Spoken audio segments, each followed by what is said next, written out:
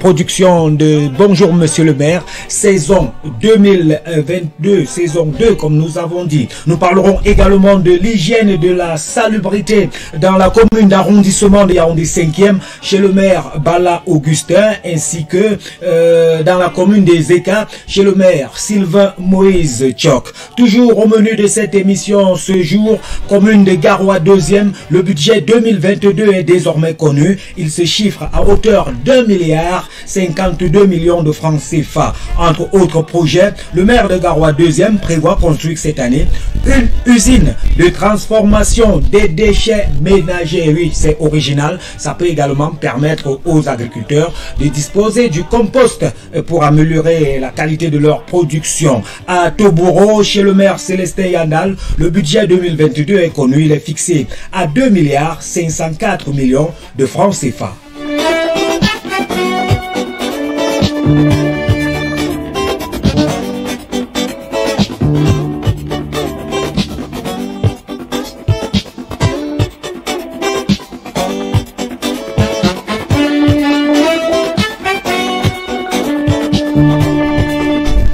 C'est la reprise petit à petit. Nous allons essayer de retrouver notre meilleure forme, notre meilleur niveau dans la présentation de cette émission avec toutes les rubriques que vous avez eu l'habitude de souvent écouter. On parle comme ça des échos de la presse. Vous n'aurez pas les échos de la presse aujourd'hui, mais elles vont revenir à partir de demain dans la présentation et bien sûr dans la présentation et la production de cette émission. Les échos de la presse qui sont ces coups de fil là que nous adressons à un confrère de la presse qui nous parle à sa manière, selon lui, de la décentralisation, ce qu'il observe.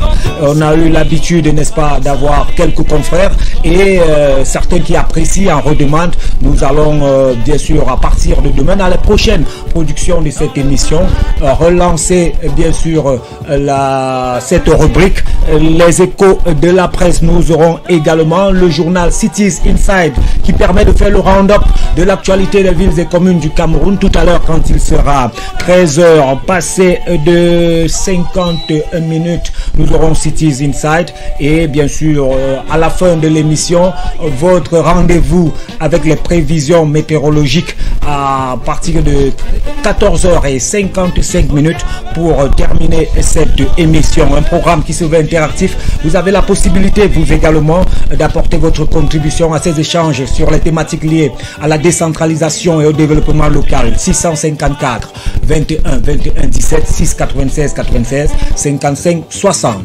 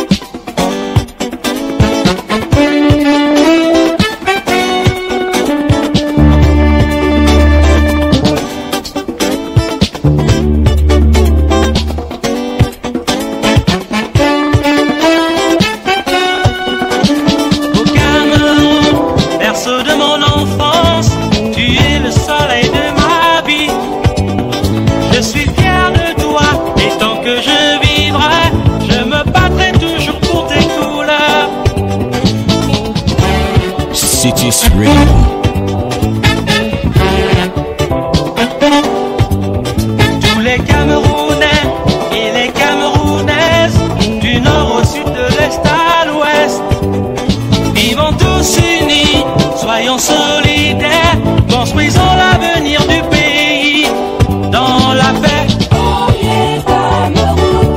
dans le travail, pour la patrie. Commune et épanouissement de la jeunesse, les opportunités de la décentralisation. Nous en parlons cet après-midi, mais nous allons également prendre un instant pour revenir sur l'actualité, bien sûr, de cette Coupe d'Afrique des Nations qui nous a tenus en haleine pendant plus d'un mois et qui s'est refermée hier avec la finale, bien sûr, de l'édition remportée pour la première fois par les Lions de la Teranga du Sénégal. Nous en parlons sous le volet des retombées positives de cette Coupe d'Afrique des Nations par rapport à l'embellissement, bien sûr, de nos cités, de nos capitales. On a vu un effort certain fait par les élus locaux dans les 7 communes d'arrondissement de Yaoundé. On a vu les maires ces derniers temps redoubler d'efforts pour rendre leur ville propre et belle. On ne va pas citer, comme on ne va pas oublier de citer la commune d'arrondissement de Yaoundé 1er qui brille tous les jours par les efforts multipliés par le maire Bala Augustin pour qu'elle soit plus coquette et plus jolie. Le maire de Yaoundé 1er, Yannick Marsala ici, et également aussi a fait des pieds et mains pour que sa commune qui abrite le stade de Lembe soit rayonnante. On ne va pas oublier les efforts faits par la commune de Yaoundé 4e chez le maire Gabriel Bihina et Fila qui nous offre l'hospitalité pour que la ville également, les quartiers, les artères soient propres. On a également assisté pendant les préparatifs de cette CAN à une lutte acharnée contre l'incivisme et le désordre urbain. La question qu'on se pose à partir de ce lundi, est-ce que tous ces efforts vont s'arrêter là ou alors ils vont continuer? Est-ce que tout ce qu'on a eu à produire comme effort pour ordonner les mototaximens, pour ordonner les commerçants, est-ce que tout cela va s'arrêter? Quand on observe certains chantiers qui ont été lancés à l'orée de cette Coupe d'Afrique des Nations et qui depuis un certain temps piétinent. Je pense comme ça de la réfection des trottoirs sur l'itinéraire présidentiel comme on l'appelle, partant de la poste centrale vers l'aéroport de Simalen. Toutes les personnes qui sont sur ce tronçon ont observé des travaux accélérés vers la fin du mois de décembre, début du mois de janvier. Il est question à l'observation de refaire le trottoir sur cette partie de la route, mais on a constaté qu'à un certain niveau vers Odia là-bas, les travaux sont en arrêt depuis un certain temps. Alors on se pose la question, est-ce que avec cette fin de compétition, cette CAN qui s'achève, est-ce que tout simplement ces chantiers qui pour la plupart visaient à rendre la ville plus belle à l'arrivée des étrangers, est-ce que ces chantiers vont finalement pas s'arrêter ou alors il y aura un sursaut d'orgueil pour qu'ils puissent continuer? En tout cas, ce sont des interrogations. Nous ne cesserons pas d'observer, d'apporter notre contribution, notre œil critique à l'observation de l'évolution de ces chantiers dans la ville de Yaoundé. Nous savons également que le chantier de Lembe n'est pas achevé.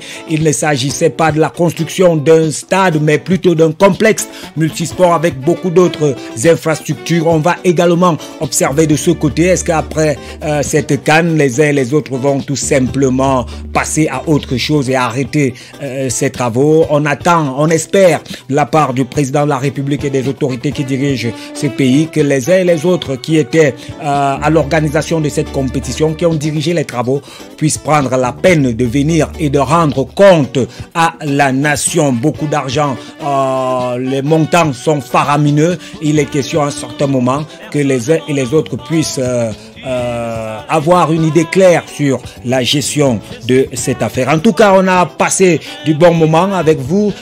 On s'est reposé parlant de cette émission. Bonjour Monsieur le maire. On revient avec un peu plus de force. Peut-être vous allez sentir un peu de fatigue, mais il est question pour nous d'aller progressivement et atteindre la vitesse de croisière comme ce l'était avant la rupture, avant le break, avant bien sûr le programme spécial CAN Total Énergie Cameroun 2021. En tout cas, merci de nous renouveler votre confiance. Merci d'être à l'écoute de Cities Radio, la radio des cités. Merci d'être à l'écoute de Bonjour, Monsieur le maire.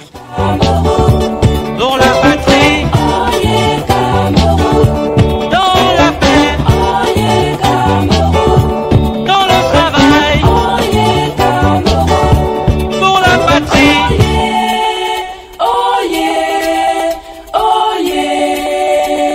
Cameroun, oh yeah.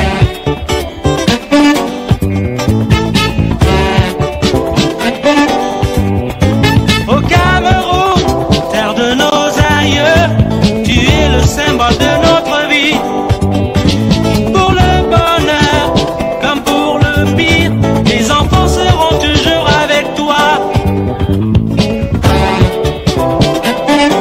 Dans quelque chose comme 3 minutes, nous irons du côté de la rédaction pour le journal Cities Insight, le journal des communes et villes unies du Cameroun. Les dernières informations, toute l'actualité, tout l'agenda des maires des communes qui collaborent avec nous et qui acceptent de nous donner des informations comme cela. On rappelle également que le code général de la décentralisation, ce code prévoit bien sûr au niveau des transferts de compétences, des responsabilités attribuées confiées aux exécutifs communaux, aux élus locaux. Nous en parlons dans le cadre de cette émission. Si on va au niveau de l'article 162 qui parle de la jeunesse, des sports et des loisirs, il est stipulé là-bas que certaines compétences sont transférées aux communes, notamment la promotion et l'animation des activités sportives et de jeunesse. Nous allons parler de cela aujourd'hui avec plus bien sûr d'éléments de compréhension de la part de notre invité du jour qui est parmi nous. L'invité, c'est bien sûr Patrick Ngoulou, il est conseiller municipal. Patrick Ngoulou, monsieur le conseiller, bon après-midi et bonne arrivée. Bon après-midi, monsieur le maire, et bonne année, parce qu'on ne s'est pas vu. On ne s'est pas encore vu. Voilà. Merci, ça fait plaisir de vous avoir. Comment va le conseiller après la CAN? On sait que vous étiez très actif à l'animation des fan zones de votre côté. Oui, le conseiller va assez bien, mais juste un peu fatigué par le déploiement énergétique qu'on a. Vous savez, les fan zones, nous avons opté pour des fan zones mobiles, c'est-à-dire que nous allions d'un village à un autre. C'était pas toujours au même endroit, et vous pouvez imaginer ce que ça nous a coûté en termes d'énergie. Alors, qu'est-ce qui vous a motivé à adopter ces styles-là, ces fan zones itinérantes, ces fan zones mobiles, contrairement aux autres qui avaient des points fixes sur l'ensemble du territoire national en grande majorité? La réalité, c'est que nous avons compris que notre territoire était assez vaste et faire déplacer des gens à des distances énormes, ça y est 20 km pour venir regarder un match, c'était pas évident. Il fallait se rapprocher d'eux et c'est ça aussi le rôle de l'élu local que nous représentons. Il faut aller vers les populations qui nous ont fait confiance. En tout cas, ça s'est bien passé. On voit, vous êtes un peu fatigué, mais quand même, vous avez la mine de quelqu'un qui a accompli une bonne action. Merci déjà d'être parmi nous. Avec le concours de Parfait Dollar et on est de l'autre côté de la baie vitrée, on se prend les informations sur les communes et villes du Cameroun et on revient juste après pour l'entretien avec notre invité. On vous rappelle la thématique de cet après-midi. Communes et épanouissement de la jeunesse, les opportunités de la décentralisation. On vous rappelle les contacts pour vos contributions: 654 21 21 17 6 96 96 55 60. C'est pas encore fini, hein? C'est pas encore fini. On suit d'abord les informations et puis on continue. C'est le temps des informations dans Bonjour Monsieur le maire. Cities Inside, le journal des communes et villes du Cameroun et d'ailleurs.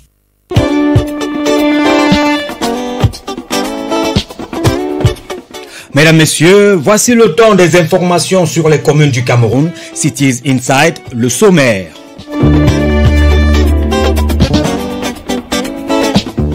Mise en place de la SND 30 au Cameroun, la France accorde un financement de 201 milliards de francs CFA. Les 4 conventions de financement ont été signées le 4 février dernier par le ministre Alamine Ousmane Meh, Christophe Guilou, l'ambassadeur de France, et Rémi Rioux, directeur général de l'Agence française de développement en visite au Cameroun.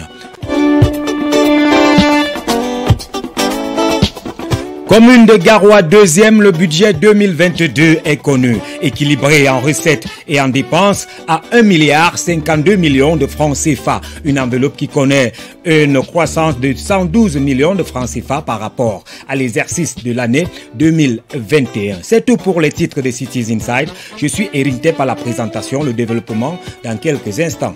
Cameroun, oh yeah.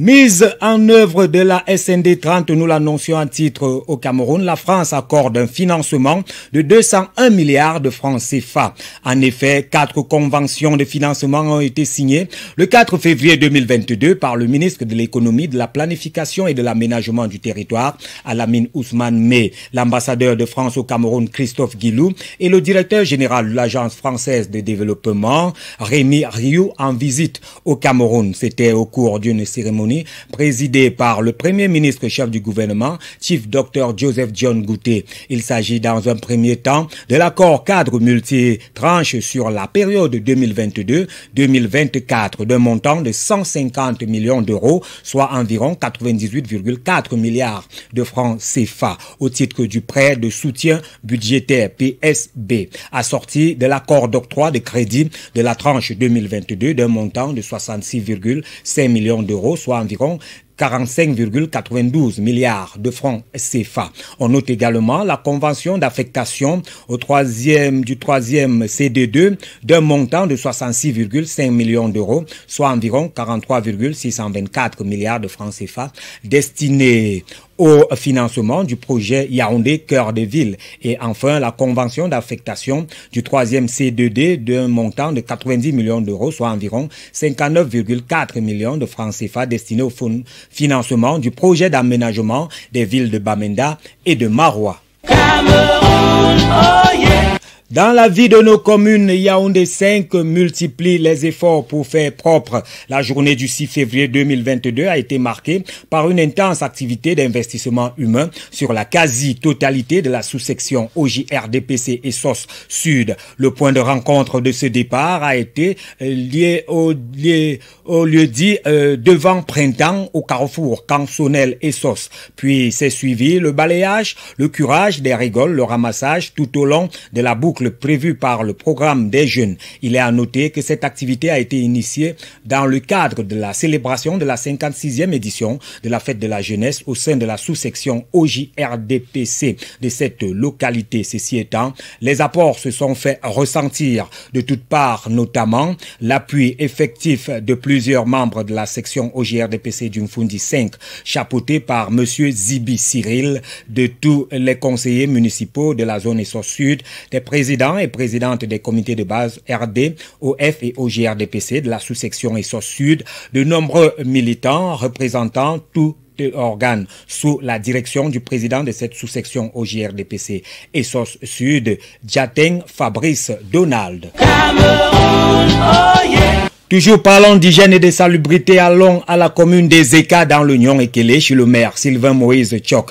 L'association VOCICAP, entendez, volontaires citoyens pour un Cameroun propre, très engagé là-bas à faire propre et assainir la localité. Ezeka n'est pas une ville maudite comme certains détracteurs l'affirment, mais plutôt une ville qui sommeille encore. Son développement passera donc d'abord par son assainissement. Ce samedi, les jeunes se sont déployés à l'esplanade de la gare des Eka, rendue plus propre et plus belle, d'où l'appel lancé par le maire Sylvain Moïse Tchok aux élites pour un soutien à cette initiative. Et dans la même lancée, du 10 au 12 février prochain sera organisé à Ezeka un festival socio-culturel et écologique dans le but d'unir les jeunes du département et de leur amener à prendre conscience qu'ils doivent changer de mentalité. Notre ville doit être propre et si nous voulons vraiment un développement durable, nous devons nous y engager.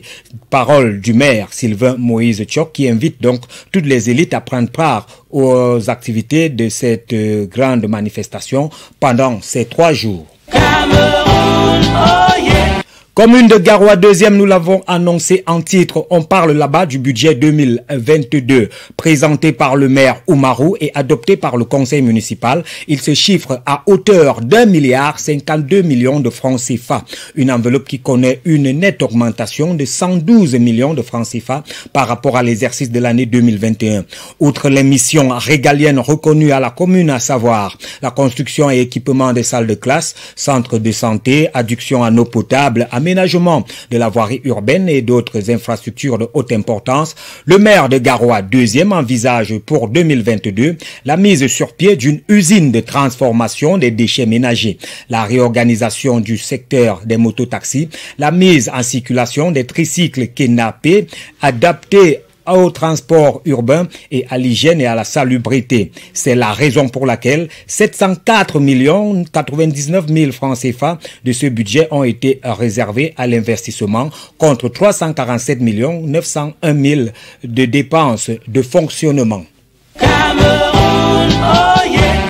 Commune de Touboro, le budget de l'exercice 2022 est désormais connu. Une enveloppe de 2 504 millions de francs CFA qui a connu une hausse comparativement à celui de l'exercice 2021 dont le coût était chiffré à peu plus de 416 millions de francs CFA. Présents à cette cérémonie, les 37 conseillers municipaux ont à l'unanimité voté ce budget adossé sur le plan communal de développement, le PDC, à eux présenté par le chef de l'exécutif municipal, Célestin Yandal. Un argent qui devrait servir prioritairement à la construction, l'équipement des établissements scolaires en table-banc, la construction des infrastructures d'assainissement, les forages, des mini-adductions d'eau à énergie solaire, la construction des toilettes au sein des établissements scolaires, entre autres. Outre, la commune de Touboro va également s'atteler à l'ouverture des pistes agricoles pour permettre aux agriculteurs de transporter des cultures, des champs vers la ville. Cameroun, oh yeah. Et pour terminer cette invitation sous le très haut parrainage de Monsieur le maire de la commune urbaine de Yaoundé 4e, impliqué par le biais du MINJEC, du MINSEC et du MINMESA, avec la participation des institutions nationales et internationales à l'instar de Glacia Dessal, l'organisation, la structure organise avec la COP CA Glaciades la deuxième édition du festival de Yaoundé du 7 au 13 février 2022, donc à partir de ce jour et ce jusqu'au 13 février 2022, à l'esplanade de la maison du parti RDPC de Nkolndongo, dans la salle de fête Glaciades de Nkolndongo, concurremment de ce côté dans la commune d'arrondissement de Yaoundé 4e. L'événement est placé sous le thème « L'unité au service de nos différences ». C'est un large portail d'affaires, d'informations, de culture, de formation et de divertissement, de tourisme aussi, qui s'ouvre une fois de plus à Yaoundé pour l'année 2022. Environ 100 exposants, des PME, des grandes entreprises, des institutions, des établissements, des universités, des collèges et des associations sont attendus pour une dizaine de quartiers qui vont également exposer au Festine, deuxième édition. 3000 jeunes sont mobilisés pour les ateliers de formation, les conférences, les séminaires et les forums prévus pour cette édition, avec une prévision de 20 000 visiteurs attendus des 4 coins de l'arrondissement et de la ville de Yaoundé, avec l'appui d'une trentaine de médias partenaires. Pendant 7 jours, Yaoundé 4 se transformera donc en un carrefour d'affaires et de découvertes. Donc n'hésitez pas, si vous avez une minute, allez actuellement du côté de la maison du parti de Nkolndongo. Vous allez découvrir les merveilles organisées de ce côté pour la promotion et la valorisation des activités des jeunes. C'est une initiative de la structure Glaciades. Ça s'appelle Festine, deuxième édition. Mesdames, Messieurs, c'est sur cette invitation que se referme cette première sortie de la semaine de votre journal des communes, Cities Inside. C'était avec Eric Tep, le maire de la commune de Yaoundé 0, à la présentation. Cameroun, oh yeah.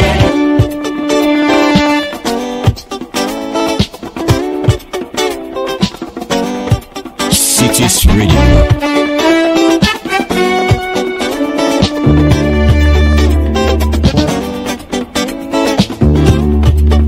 Voilà, après les informations sur les communes, les dernières, on rappelle à tous les auditeurs et à tous les élus locaux, résidents ou de passage à Yaoundé, que pour faire parler de votre commune, il vous suffit simplement de nous envoyer toutes les informations sur vos activités. Nous allons nous engager à faire le relais pour que l'opinion publique nationale et internationale soit au courant de ce qui se passe chez vous. Donc n'hésitez pas à nous contacter, n'hésitez pas à prendre nos contacts. Vous appelez le 654 21 21 17 6 96 96 55 60. C'est le standard de la radio. Et vous demandez tout simplement à contacter Monsieur le maire Éric Depp et on va vous donner les informations possibles.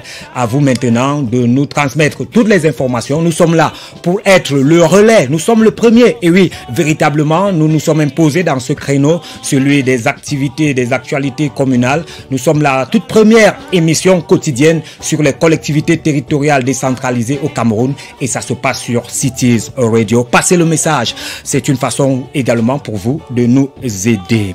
La suite de cette émission, c'est bien sûr pour l'heure qui va continuer, qui va suivre. Nous sommes à 14h passées de 3 minutes. Nous sommes ensemble jusqu'à 15h. C'est l'entretien avec Patrick Ngoulou, conseiller municipal. Alors, on parle comme ça des communes, on parle de l'épanouissement de la jeunesse, on parle surtout de cette 36e édition de la fête de la jeunesse qui se profile à l'horizon. Alors, avant de parler des opportunités que offre la décentralisation, je voudrais d'abord revenir sur les activités de la commune de Mengang. Est-ce qu'il y a des manifestations spécifiquement pour cette 36e et 56e édition de la fête de la jeunesse? Qu'est-ce qui est prévu pour les jeunes de ce côté?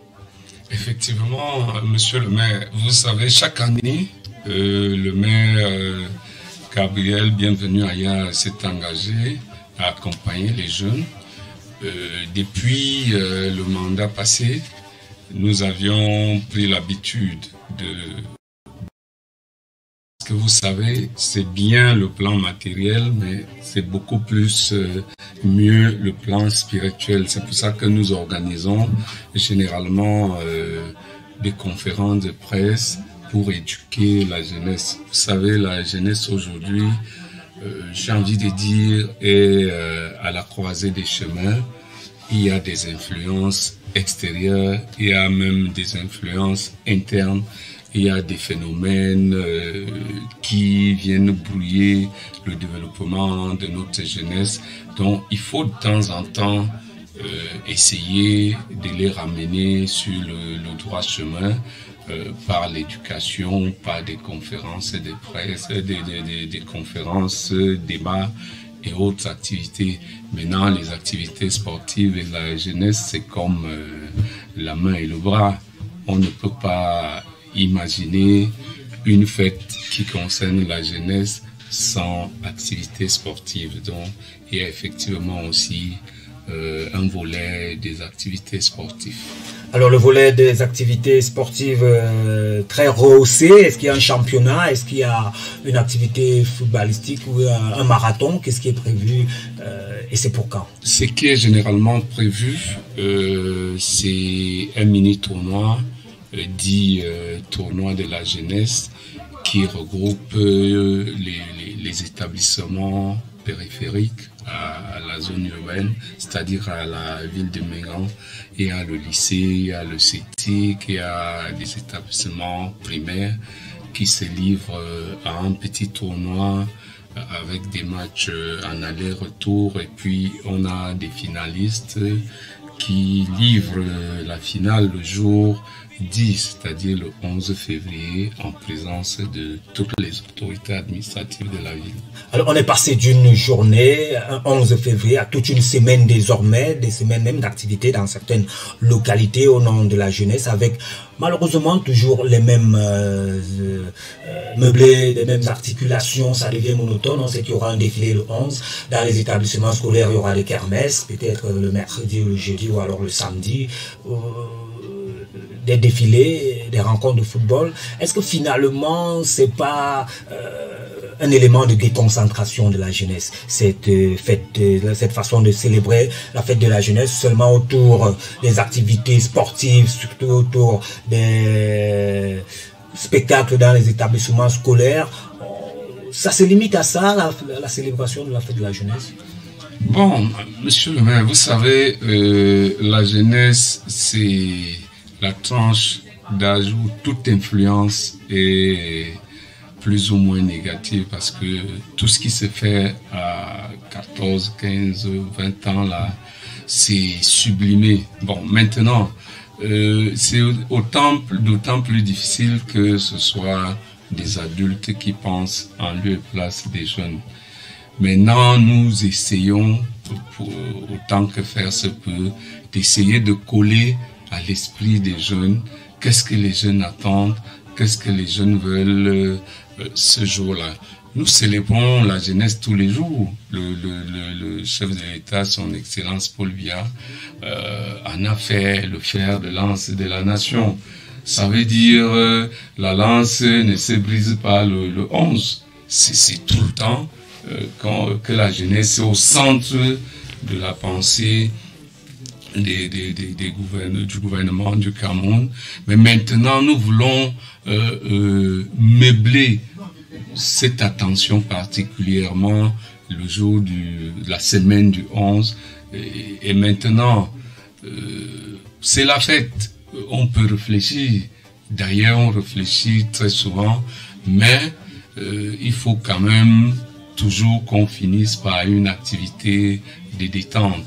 Le football étant, on vient de célébrer tout un mois de football.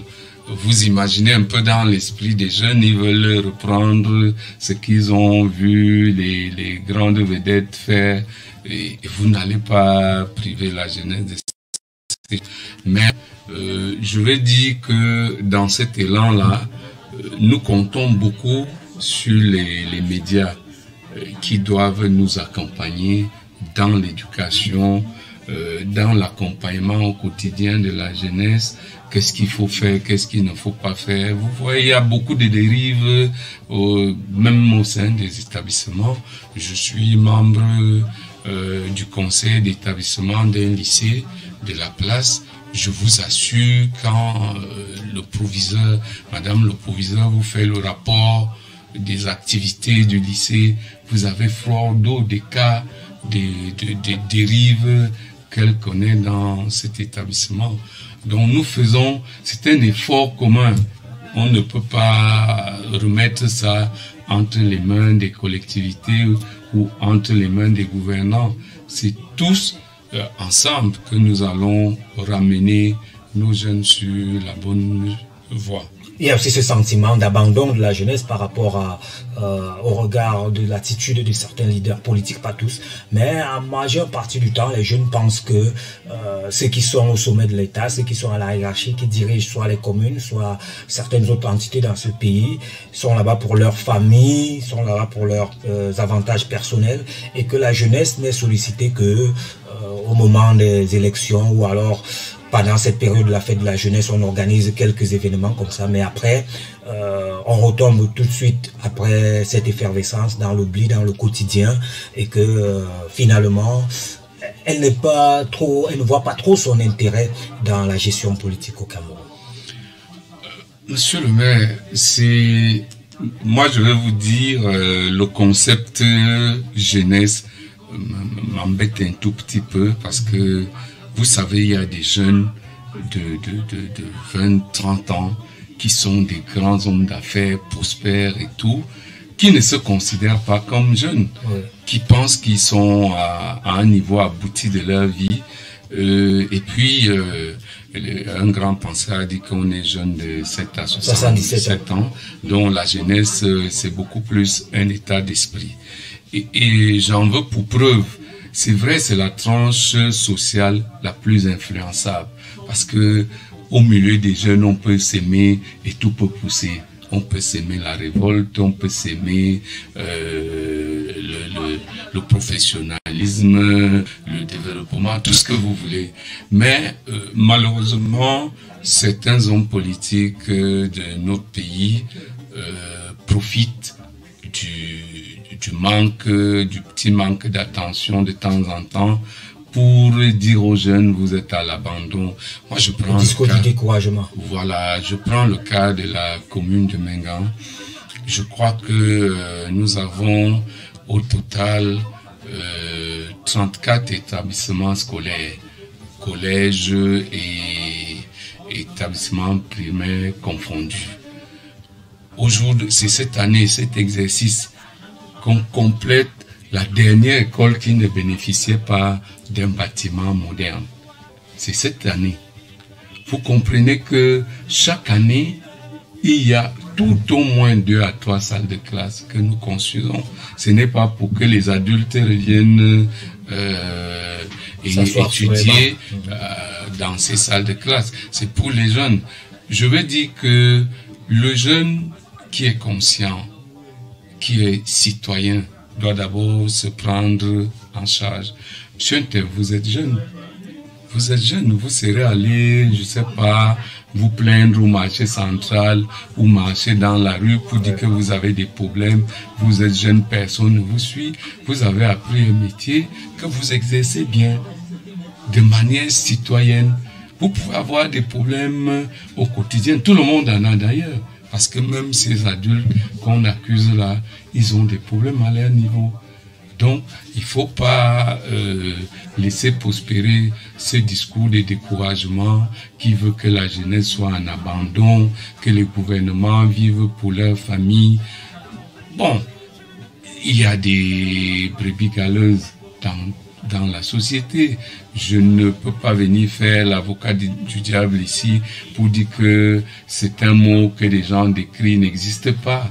Mais c'est un phénomène, c'est un épiphénomène. Le jeune doit d'abord se prendre en main. Comme vous vous êtes pris en main, vous êtes jeune. Beaucoup d'autres jeunes comme vous sont au quartier maintenant à faire des débats de tel n'a pas marqué le plus beau but et autres, mais vous êtes au boulot. C'est ça aussi qu'il faut de temps en temps que vous, les médias, vous nous aidiez à dire aux jeunes. Personne, il n'y a aucun pays au monde, aucun jeudi, qui vient vous chercher dans votre lit, vous donne à manger, vous donne de l'argent, vous offre des voitures. Ça n'existe pas. Il faut chercher, il faut se prendre en main.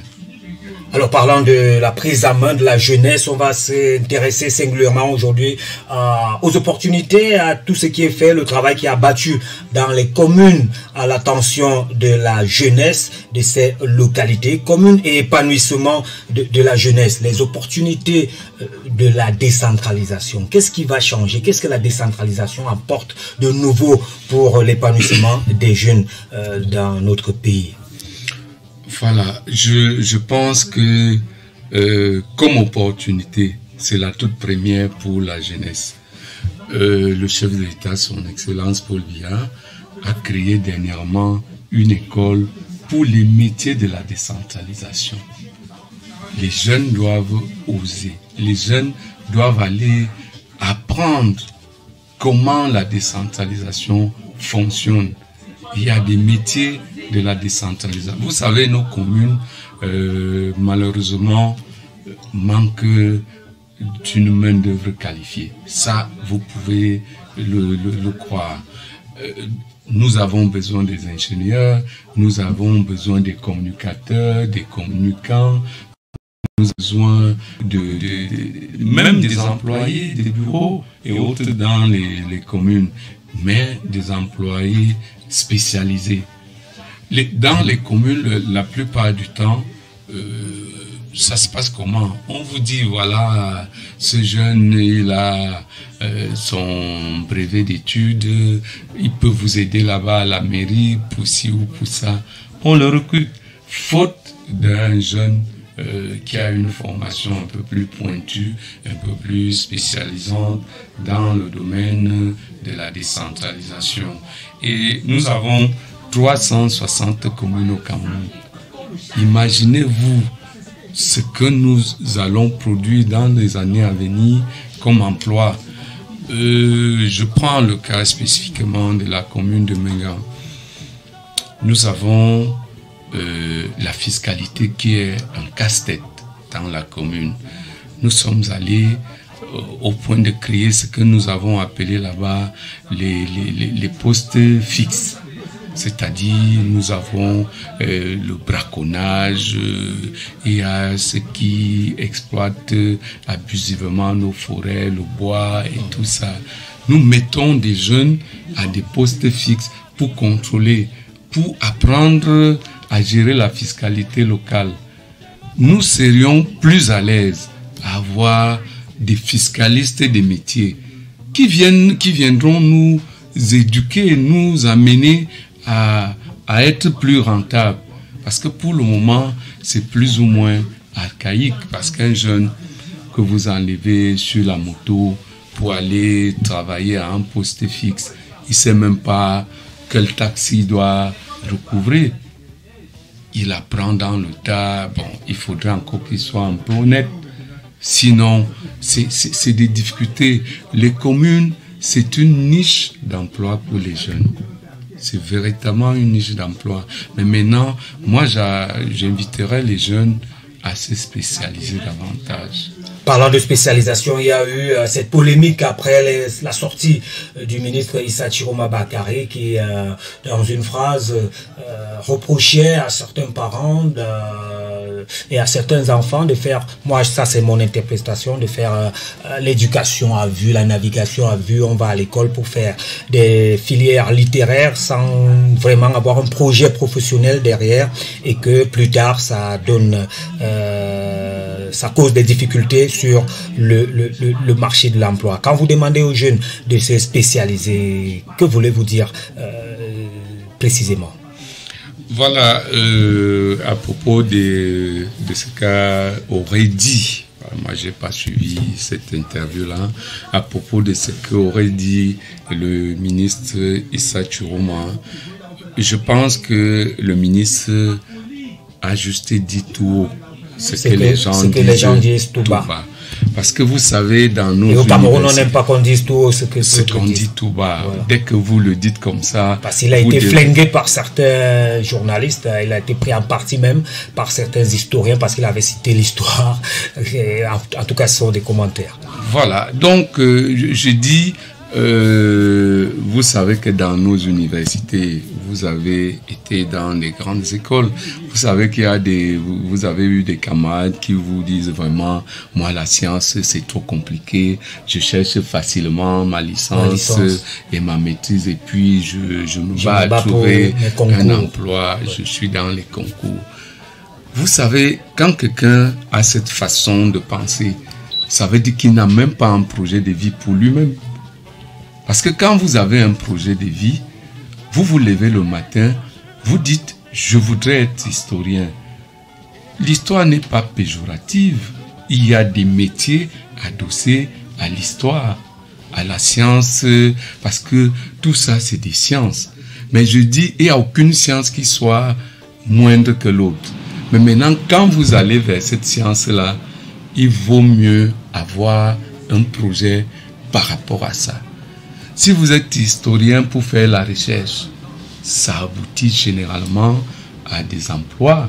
Mais si vous allez faire l'histoire pour attendre faire des concours plus tard, je pense que c'est dans ce sens que le ministre a parlé. Je n'interprète pas ses propos.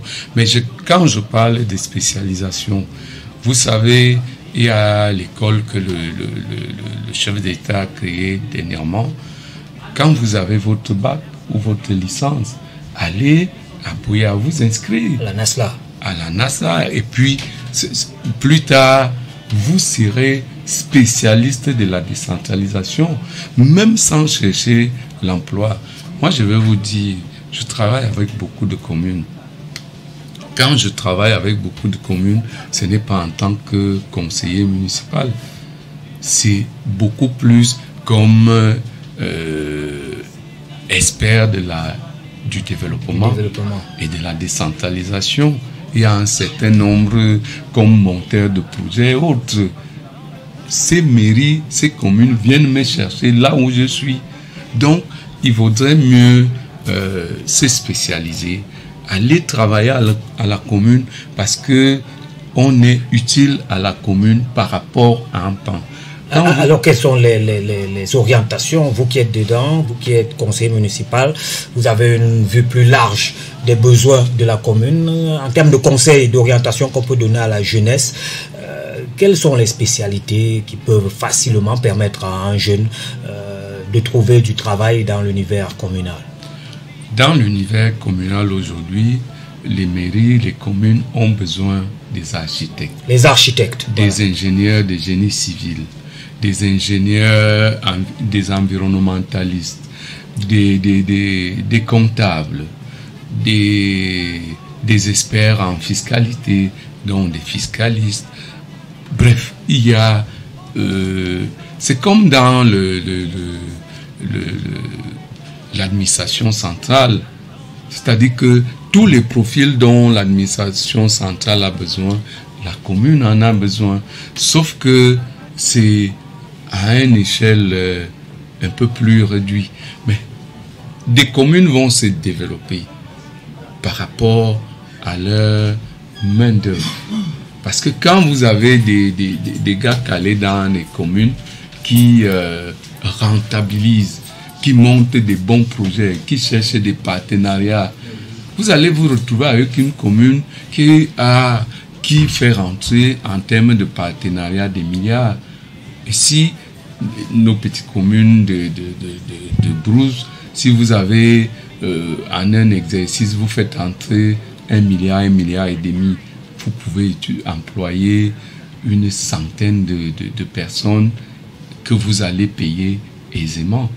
Parce ces gens seront dans des projets. Ils ne viendront pas à la commune pour travailler au bureau tous les jours. Il y a des projets.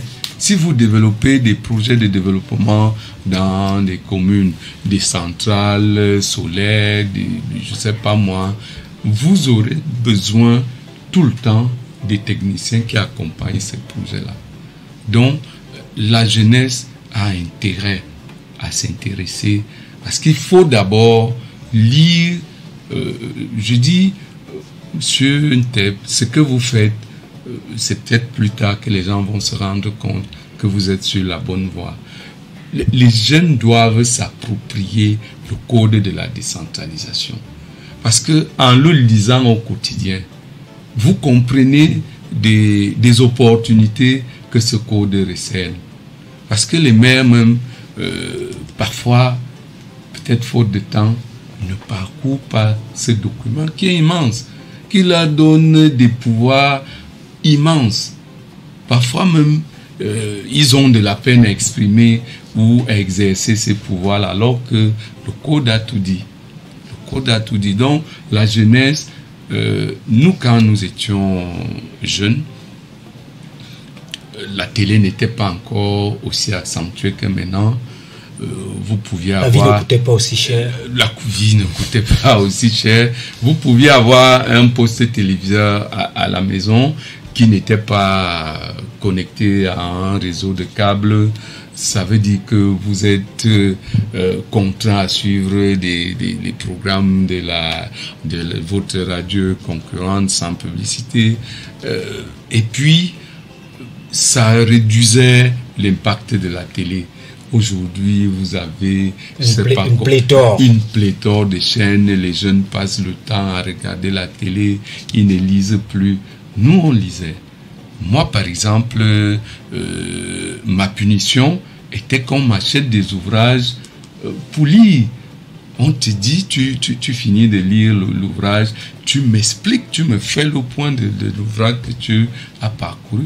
Aujourd'hui, je rencontre des jeunes qui vous disent, mais votre décentralisation là, voilà, ça nous concerne même en quoi? Ils ont l'impression que c'est une affaire d'adultes, c'est une affaire de politiciens rompus. Exactement. Et que eux, c'est d'autres préoccupations. Exactement. D'autres préoccupations. Vous avez cette émission qui passe de lundi à vendredi.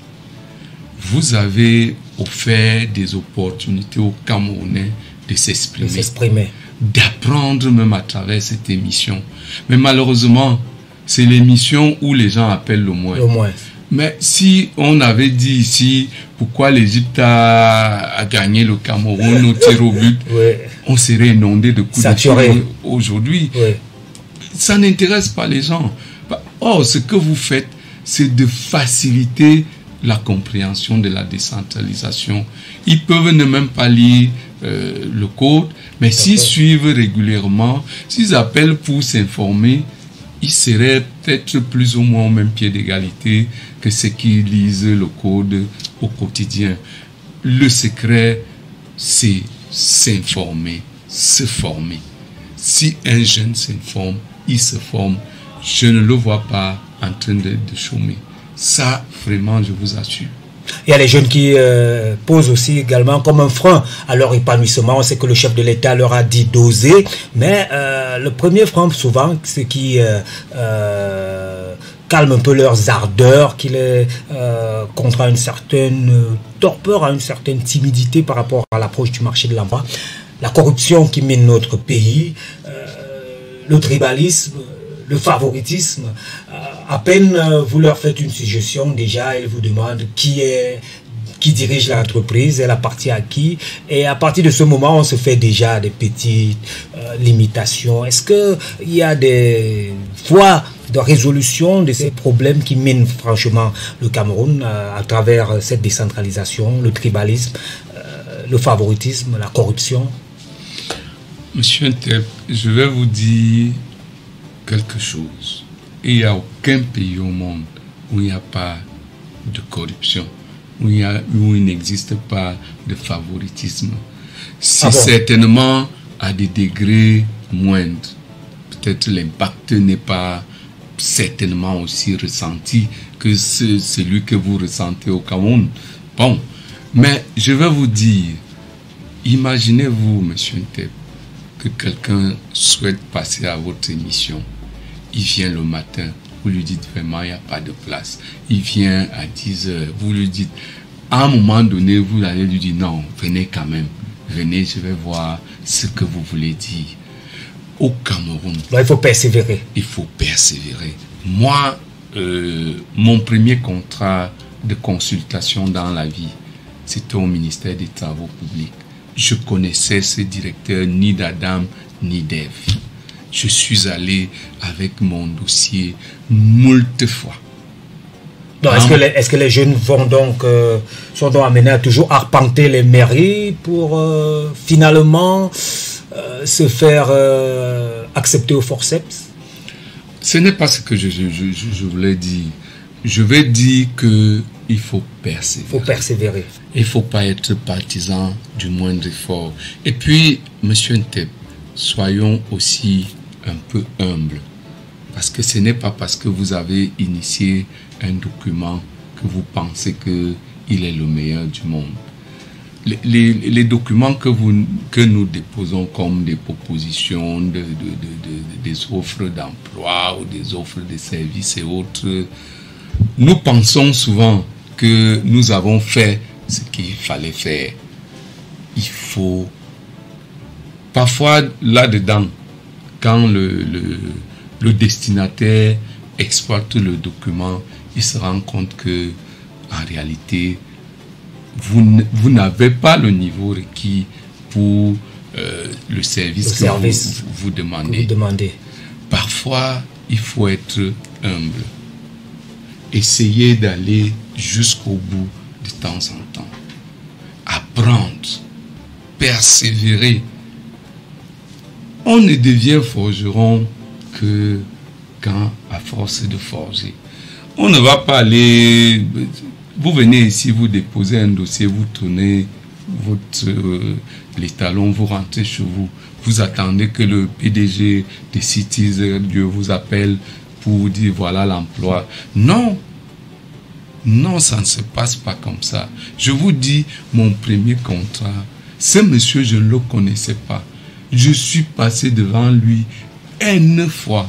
Un jour, il m'a appelé, il m'a dit, bon, écoutez, qu'est-ce que vous voulez faire exactement? Je lui ai expliqué. Il m'a dit, bon, c'est votre persévérance. Essayez d'aller faire comme ci, comme ça. Et c'est comme ça que ça se passe. Nous sommes devenus un peu des partisans du moindre effort, vraiment. Est-ce que c'est pas aussi l'évolution de la société? À votre époque, oui, on comprenait qu'on doit persévérer, on passe et on repasse, on n'avait pas les mêmes problèmes à la maison. Aujourd'hui, on est jeune, on a la pression, on a les responsabilités sociales, on voudrait s'épanouir, on a fait des études, on a un diplôme, on pense que sorti de l'école, on va trouver un travail et sortir de cette précarité avec la pression qui vient de la maison parce que on dit vous êtes déjà adulte, vous devez déjà vous prendre en main et vous passez comme ça, entretien après entretien. Parfois même on vous dit vous n'avez pas d'expérience professionnelle. Où est-ce que le jeune va prendre cette expérience professionnelle alors qu'on ne lui permet même pas déjà de pouvoir s'exercer quelque part. C'est tout ça qui décourage souvent les jeunes et qui leur fait penser, comme dans notre pays, qu'il faut attendre simplement qu'on approche quelqu'un, comme la chanson de Denis Héroux l'a dit, mon frère est en haut. Dès que son oncle est nommé quelque part, on sait que là-bas, il suffit juste d'aller le voir à la maison et de déposer le dossier. Le lendemain, on commence à travailler. Bon, c'est peut-être une vue d'esprit, monsieur Nteb, mais je vais vous dire une chose. Moi, je suis, entre autres choses, mes activités professionnelles, je suis recruteur. Ça veut dire, je passe les interviews. Les entretiens d'embauche. Des entretiens d'embauche. Je vous assure, sur 10 jeunes que vous allez recevoir, il y aura tout autre d'eux qui sauront même pourquoi ils sont là. C'est-à-dire qu'un jeune vient le matin, il a déposé le dossier, vous lui dites, bon, asseyez-vous. Pourquoi vous cherchez l'emploi? Que voulez-vous? Dites-moi. Qu'est-ce que vous faites ici? Qu'est-ce que vous attendez de nous? Il va vous dire tout, sauf l'essentiel. Je vous dis, j'ai recruté un garçon qui aujourd'hui est devenu un haut cadre d'une structure. C'est le seul qui savait pourquoi il était là. Il m'a parlé avec le cœur. C'est-à-dire, c'est comme ce garçon avait préparé mes questions. Dès que tu posais une question, le gars, il extrapolait, comme on dit. Mais vous aussi, vous qui êtes souvent dans les jurys la plupart du temps, vous avez souvent des questions qui embarrassent même les candidats. Quelqu'un, il est venu pour un emploi, vous sortez de ce cadre, soi-disant, parce que pour comprendre sa psychologie, après le gars se perd. Lui, il voudrait qu'on lui dise, ok, voici le boulot, tu vas faire ceci, tu vas faire cela. Quelles sont les réponses que vous attendez? Comment doit se comporter un jeune? Qu'est-ce qu'il doit faire quand il va à un entretien d'embauche? Un jeune qui vient à un entretien d'embauche, par exemple comme journaliste à Cities de Rue, il doit même déjà savoir où se situe la radio, la ligne éditoriale de cette radio, le PDG, pourquoi il a créé cette radio, les émissions de cette radio-là. C'est-à-dire, il doit vous dire, si je viens à Cities Radio, par exemple, c'est pour améliorer l'audimat en créant ceci ou en améliorant telle ou telle émission. Vous avez un jeune devant vous, c'est quoi Cities Radio? Il vous dit, je ne sais pas. C'est situé où? Il vous dit, je ne sais pas. Mais vous allez le recruter comment? Monsieur le conseiller, si je suis boulanger, j'ai fait ma formation, j'ai mes diplômes, et que je vais dans une boulangerie solliciter un emploi, est-ce que forcément je dois connaître qui est le PDG, l'histoire de cette boîte? Je me dis que tout ce qu'on doit s'il faut, on me passe un test, on me dit voilà la pâte, essaye, montre-nous ce que tu sais faire, dès que c'est bon, le reste j'aurai le temps de le découvrir dans la boîte. Je vous dis que parfois même, vous prenez cette pâte, vous déposez, ce garçon ne sait même pas comment on tourne la pâte. Ça, je vous assure. Et je n'en veux pas aux jeunes. Vous savez pourquoi? Non. Je n'en veux pas aux jeunes. Parce que notre système de formation est comme ça. Il ne prépare pas le jeune à la réalité du Quand vous sortez de vos études, monsieur Nteb, c'est le jour et la nuit avec l'environnement professionnel. Moi, je suis, par exemple, juriste de formation. Quand je suis allé sur le terrain professionnel, c'est pratiquement le jour et la nuit. Et je vous dis, monsieur Nteb, ce que je fais aujourd'hui, c'est à force de me former, à force d'essayer à gauche et à droite, essayer dans des domaines différents, que j'ai appris des choses que je sais faire aujourd'hui. Donc, le gars qui cherche l'emploi au Cameroun n'a même pas très souvent le profil de l'emploi. C'est des connaissances livresques. Parfois, on vous parle de Newton, on vous parle de XY. quand vous sortez de là, vous avez la tête bourrée de ces choses-là, mais rien sur le plan professionnel. J'en veux pour preuve. Je crois quand moi j'étais à l'école primaire, on nous a appris comment rédiger une lettre. Je crois que c'était au cours élémentaire ou je ne sais pas trop. Après le cours élémentaire, vous ne rencontrez plus jamais ça sur votre parcours. Sur votre parcours. Or, le monde professionnel, c'est le rapport. Toute activité, on vous dit, il faut faire un PV. Comment vous faites pour faire un PV? Ma première expérience professionnelle dans la vie, j'arrive, on veut me recruter, on me dit, établissez-nous une facture d'achat. Comme un test. Comme un test. Établissez-nous une facture d'achat. On ne m'a jamais appris ça à l'école. C'est des vagues souvenirs. Comment je vois souvent la facture. J'ai dit, il doit forcément avoir le numéro, l'appellation de l'article, comme on dit, désignation. Il y a la quantité forcément, il y a le prix, il y a le prix. C'est-à-dire, tu navigues. C'est des choses élémentaires qu'on doit même apprendre même à un enfant qui est au cours préparatoire. Et c'est ces choses qu'on rencontre sur le terrain professionnel. Malheureusement, on ne les apprend pas. On nous apprend les mathématiques, la règle de X, ainsi de suite. Bon, je ne fais pas forcément un procès à ceux qui ont conçu le système éducatif au Cameroun, mais je crois qu'à un moment donné, avec l'avènement, parce que le monde a tellement changé. Aujourd'hui, il y a WhatsApp, il y a Facebook, il y a Messenger, qu'il n'y avait pas avant. Tout à fait. Et il me semble qu'aujourd'hui, il faudrait donc maintenant adapter le système éducatif à cette nouvelle donne.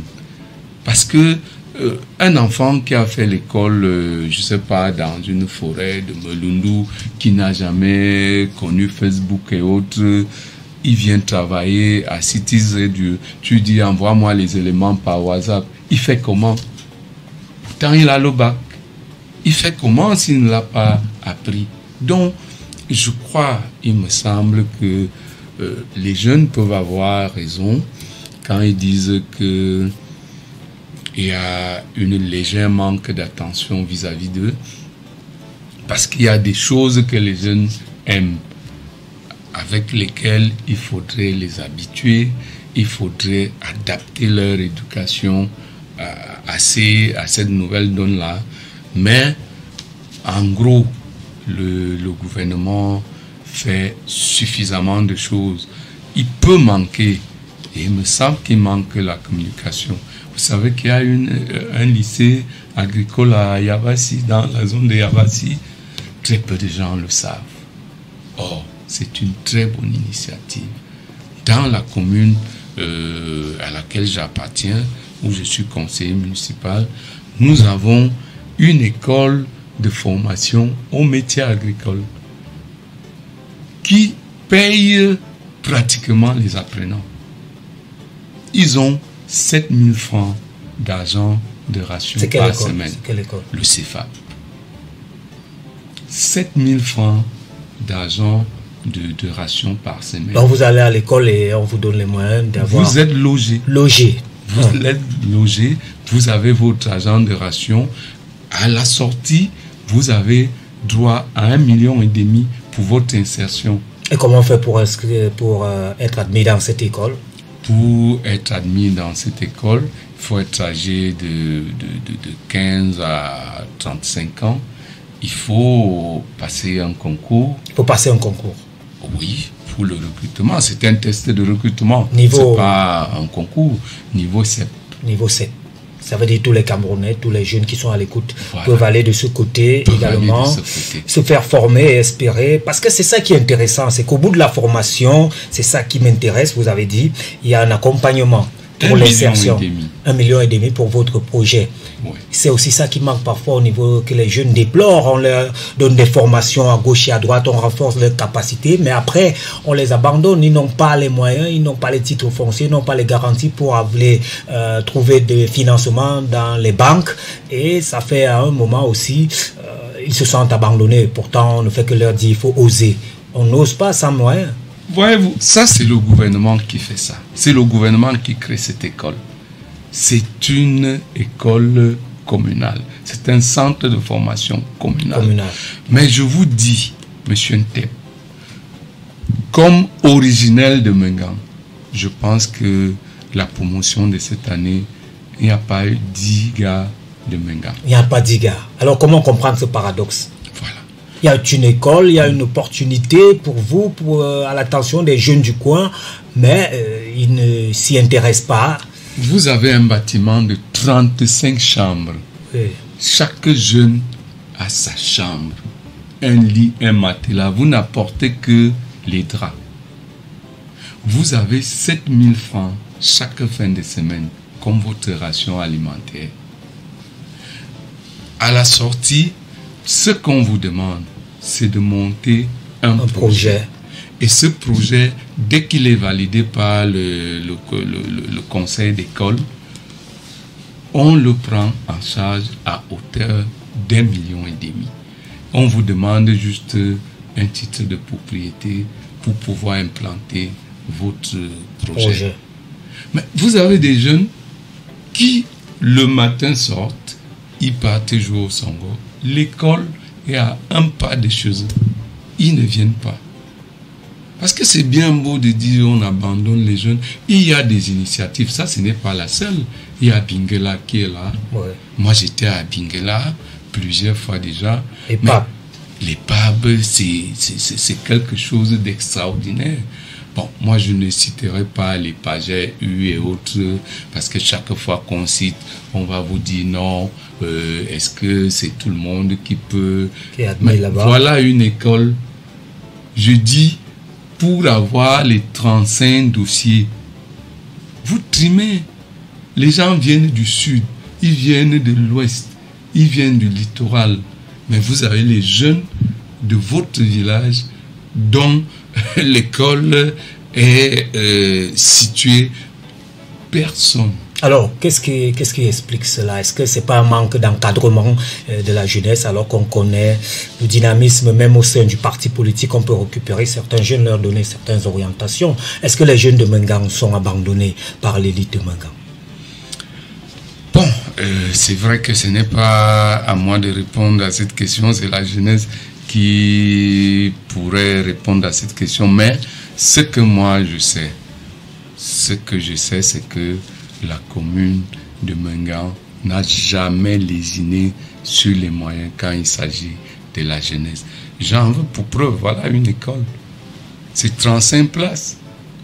Si chaque 2 ans, c'est 2 ans la formation, si tous les 2 ans vous formez 35 jeunes, au bout du compte, vous aurez plein de techniciens d'agriculture, des éleveurs, des pisciculteurs et autres. Mais sauf qu'on a du mal à avoir des jeunes qui viennent postuler pour entrer à cette école. Est-ce que le problème, c'est pas les formations offertes là-bas? Les jeunes, vous leur demandez de repartir dans cette école qui va les renvoyer dans une idée du développement qu'ils ne veulent plus. C'est pour aller encore travailler dans les champs, faire de l'élevage, alors que ils voudraient savoir manipuler un smartphone, savoir dépanner une moto. Est-ce que vous ne devez pas aussi adapter le contenu pédagogique de cette école aux besoins, aux passions des jeunes? Pourquoi pas l'informatique, l'électronique, les choses comme ça. C'est aussi ça que les jeunes des zones reculées veulent aussi connaître pour être comme les jeunes de la ville. Pas toujours penser que parce qu'ils sont dans les zones rurales, ils doivent à tout prix aller dans les champs. J'ai la faiblesse de penser que l'héritage colonial nous a fait beaucoup de mal. Parce que quand les gens parlent de la production de manière péjorative, vraiment j'ai des larmes aux yeux. Moi je suis agriculteur. Je suis agriculteur. Je ne sais pas combien de temps. Mais l'agriculture aujourd'hui, c'est en train de devenir un métier snob. C'est pour les gens qui ont un peu d'argent, qui ont travaillé en ville, qui ont un peu d'argent pour préparer leur retraite. C'est là où ils vont acheter des parcelles de terrain pour faire l'agriculture. Pour le jeune qui a 20 ans, qui a 21 ans, qui a 22 ans, c'est pas évident. Monsieur Tep, vraiment, vous me voyez rire. Parce que, en réalité, je sais pas ce que nous voulons vraiment au Cameroun.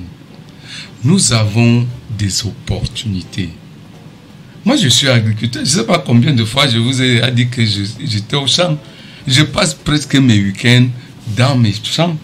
Moi-même, machette à main. Non, vous comprenez, monsieur le conseiller. Vous avez quand même, on va dire comment, vous êtes le type même des agriculteurs camerounais aujourd'hui. Non.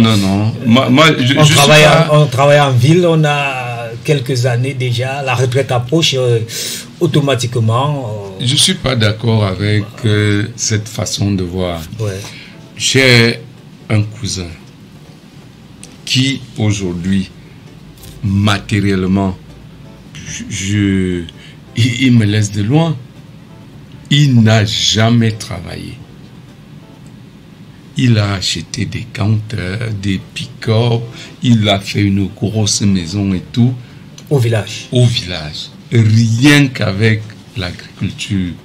Et c'est le monsieur qui se forme du 1er au 31. Il n'a pas les subventions du gouvernement. Les subventions ne peuvent venir que quand vous avez déjà entrepris. Quand vous avez osé. C'est ce que nous ne comprenons, c'est ce que beaucoup de jeunes ne comprennent pas.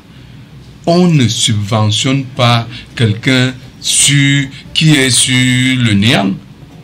Commencez d'abord et puis faites venir ceux qui apportent des subventions pour voir à quel niveau. Il y a quand même des jeunes qui se baladent avec des projets sur du papier et qui se font financer, qui les déposent dans des structures, on dit financement, des projets. C'est peut-être aussi ça. Est-ce que de vous à moi, monsieur Ntep, vous n'avez jamais entendu que quelqu'un a reçu une subvention de 2 ou 3 millions, il s'est plutôt acheté une moto, il est allé doter sa femme. Oui. Vous n'avez pas suivi ce genre de... C'est monnaie courante, voilà. Ce genre d'histoire. C'est pour ça qu'à un moment, je ne sais pas, les gens font beaucoup de critiques vis-à-vis du gouvernement, mais ils ne vont pas au fond d'un certain nombre de choses. Parce que quand je suis à Yaoundé, je monte, même pas moi-même, je vais à Ngoïkele, les gars, ils ont les projets dans les machines. Ils vous impriment un très beau projet, vous l'apportez, on vous dit non, c'est très bien, on prend 5 millions, on vous donne. Vous allez vous marier, vous achetez. Ça profite à qui, en fait? Vous prenez votre billet d'avion pour aller tomber soit dans la mer, je ne sais pas moi. Mais maintenant, le jeune qui a déjà au moins, on dit, commencez, il y a des programmes qui vous demandent seulement de défricher. Qu'ils viennent témoigner que vous avez au moins un espace déjà nettoyé qui attend, je ne sais pas, les plants de cacaoyer. Et à la Solicao qui vend le plan moins cher, très moins cher aux jeunes, je crois à 75 francs. Maintenant, ce qui la garantit, c'est d'aller voir que le jeune a au moins la superficie nettoyée. Il a peut-être déjà creusé les trous qui attendent les plants de cacaoyer. On ne va pas vous financer sur le goudron en bombi, mon cher. On fait beaucoup de... C'est des procès d'intention en tout cas. Bon, moi je n'ai jamais reçu de subventions, mais j'en connais qui reçoivent. Voilà une école. Je vous dis, comment on peut raisonner que on vous envoie dans une école qui a des formations de profil qui ne vous intéressent pas et tout. Pendant ce temps, on vous dit, l'école vous nourrit 2 ans. Chaque jour, vous avez 7 000 francs. L'école vous donne 1,5 million pour déployer votre projet. Et vous pouvez me mettre en ville. Vous pouvez résider en ville et déployer votre projet. Ce n'est pas interdit. Moi, j'ai des champs, mais je vais au village presque tous les week-ends. Donc, moi je dis, la jeunesse, pour me résumer, la jeunesse ne doit pas perdre espoir. Je ne pense pas qu'il y a un père, un parent, qui ait fait un enfant pour le voir voyou, je ne sais pas, sans emploi, célibataire et autres. Tout parent a un projet de vie noble pour son parent. Et que ce soit les collectivités, que ce soit les régions, que ce soit le gouvernement camerounais, le chef de l'État, nous tous, nous œuvrons pour que la jeunesse puisse, puisqu'en fait, c'est ces jeunes qui vont nous remplacer. Vous imaginez, si nous tuons la jeunesse aujourd'hui, ça veut dire qu'on a tué le pays. Le pays ne va plus continuer après nous. Or, il faut bien que le pays, que le Cameroun avance. Mais il faut que le Cameroun avance avec des jeunes responsables, conscients. Il faut que le Cameroun avance avec des jeunes responsables, des jeunes conscients. Parole du conseiller municipal Patrick Ngoulou, conseiller à la commune de Mengang. Là-bas, il est le président de la commission des grands travaux. Il y a des grands travaux en perspective du côté de Mengang? Bien entendu. On n'a pas parlé de la décentralisation en termes de transfert de compétences aujourd'hui. Mais vous savez que le gouvernement camerounais est en train d'aller quand même un cran au-dessus avec la décentralisation. Il y a rarement aujourd'hui une commune qui peut vous dire qu'à un exercice, elle n'a pas reçu au moins 100 millions. Quand vous avez 100 millions, ça veut dire que vous engagez des grands travaux. Cette année, par exemple, à Mengan, nous sommes en train de construire un marché ultra moderne composé de 10 boutiques avec un bloc toilette. On est en train de construire une gare routière. On est en train de construire des écoles, des forages. Et puis, nous avons un phénomène d'accidents de route sur l'axe qui traverse notre commune, comme il y a des longs traits, comme on dit trivialement, qui meublent le passage de la nationale numéro 10 chez nous. On a un projet pour les ralentisseurs. On va en mettre une vingtaine pour éviter des cas d'accident, gens qui se font écraser par des voitures folles qui traversent notre territoire.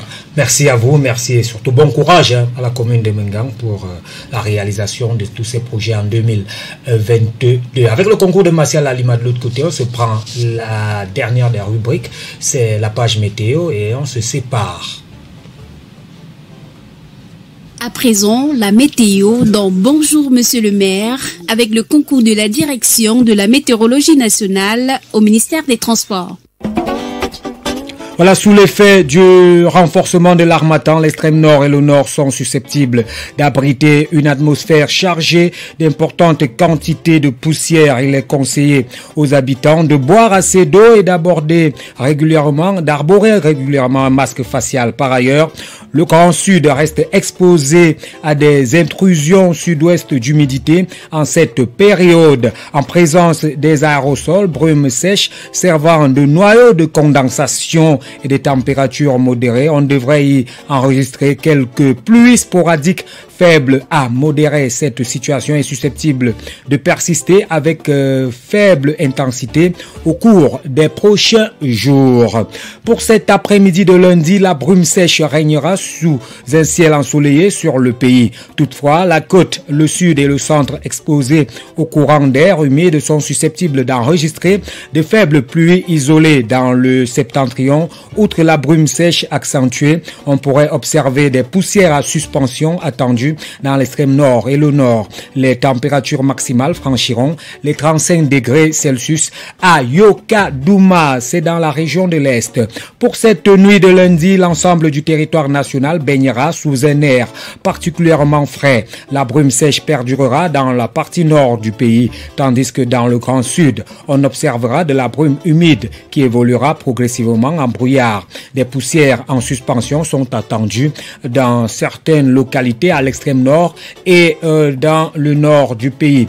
Pour demain matin, mardi, brume et brouillard seront au rendez-vous dans le Grand Sud avec de faibles pluies isolées attendues sur la côte, dans le centre et le sud. Cependant, la brume sèche et des poussières en suspension associées à un froid sec est attendue dans le septentrion. Les températures minimales pourront franchir les 14 degrés Celsius à Kousséry dans l'extrême nord. Mesdames, Messieurs, merci de nous avoir écoutés. Bonjour Monsieur le maire, première sortie de cette semaine sous ce nouveau format rentre en gare. On va dire merci à Patrick Ngoulou, conseiller municipal, qui était avec nous. Un dernier mot. Oui, c'est moi qui vous remercie. C'est toujours un plaisir, Eric, de venir sur votre plateau, soit édifier les uns et les autres sur la décentralisation, soit prendre position pour un fait d'actualité.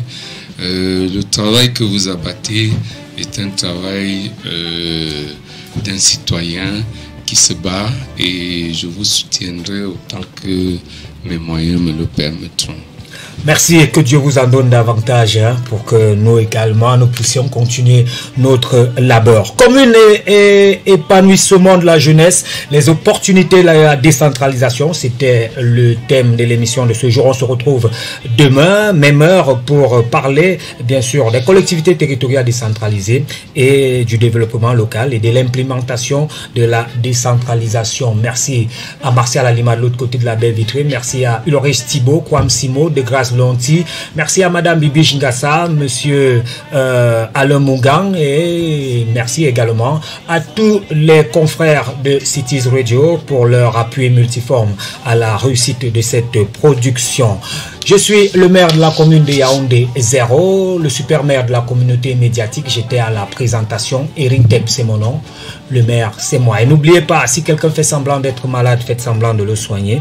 Si quelqu'un fait semblant d'être beau, faites semblant de l'admirer. Si quelqu'un fait semblant de vous aimer, vous aussi, faites semblant de l'épouser et vous vivrez en paix au Cameroun de nos ancêtres. En attendant, bien sûr, l'émergence en 2035. Ce que ça fait, ça fait.